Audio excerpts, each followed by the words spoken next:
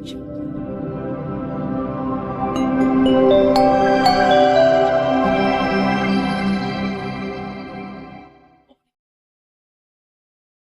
Sensitivitas adalah proporsi orang yang mengidap suatu penyakit dan hasil tesnya positif. Sensitivitas yang tinggi berarti hasil positif sebenarnya tinggi dan proporsi palsu rendah. Di sisi lain, spesifitas adalah proporsi orang tanpa penyakit yang hasil tesnya negatif. Spesifitas yang tinggi berarti proporsi hasil negatif yang sebenarnya tinggi dan proporsi hasil positif palsu yang rendah. Sebagai contoh penafsiran, mari kita gunakan tabel hasil tes dan status penyakit untuk mempelajari beberapa istilah yang akan digunakan dalam menguji sensitivitas dan spesifitas. Pada kolom penyakit, ada orang yang mengidap penyakit dan ada orang yang tidak mengidap penyakit. Ketika kita melakukan tes pada seseorang, hasilnya bisa positif ataupun juga negatif.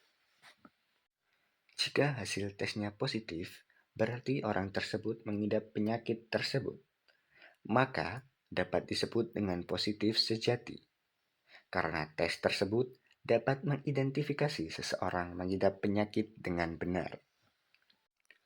Demikian pula, jika hasil tes negatif, berarti orang tersebut tidak mengidap penyakit tersebut. Hal ini dapat disebut dengan negatif yang sebenarnya, karena hasil tes dapat mengidentifikasi seseorang tanpa penyakit. Namun, terdapat beberapa kemungkinan dapat terjadi karena tes tersebut tidak terlalu sempurna. Seperti halnya, tes dapat bernilai positif, namun orang tersebut tidak mengidap penyakit tersebut. Hal ini dapat disebut dengan positif palsu.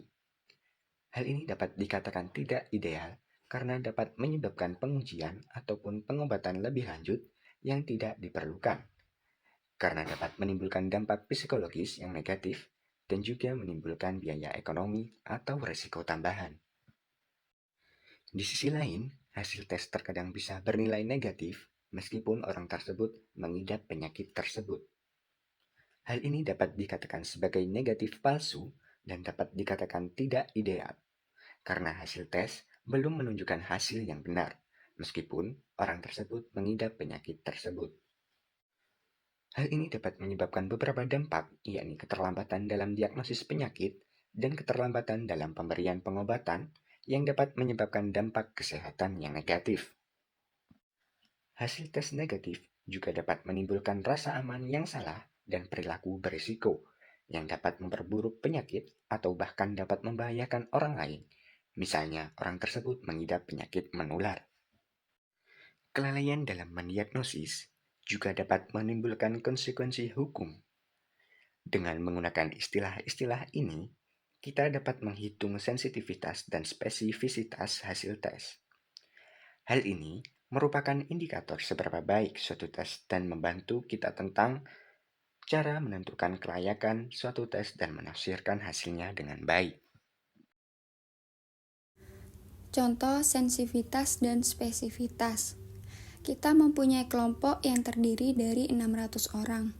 Anggaplah 100 orang mengidap suatu penyakit dan 500 orang tidak mengidap suatu penyakit. Pertama, kita akan fokus pada 100 orang yang mengidap penyakit tersebut.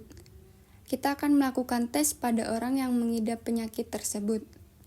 Jika tesnya sempurna, kita akan mendapatkan 100 tes positif. Namun, mari kita anggap hasil tes positifnya hanya pada 90 orang atau ada 90 kasus yang benar-benar positif. Maka, akan tersisa 10 orang dengan penyakit yang hasil tesnya negatif. Ini yang disebut sebagai negatif palsu. Kita tahu bahwa sensitivitas tes tersebut adalah proporsi orang yang mengidap suatu penyakit dan hasil tesnya positif. Oleh karena itu, berdasarkan contoh sensitivitas pengujiannya adalah 0,9 atau 90%. Sekarang kita coba lakukan tes pada 500 orang yang tidak mengidap penyakit. Kita akan mendapatkan 500 hasil negatif. Anggap bahwa hasil tes negatifnya hanya pada 400 orang. Artinya, dari 100 orang yang tidak mengidap penyakit, hasil tesnya positif. Hasilnya positif palsu. Kita tahu bahwa spesifitas tes adalah proporsi orang tanpa penyakit yang hasil tesnya negatif. Jadi, hasil spesifitas tesnya adalah 0,8 atau 80%.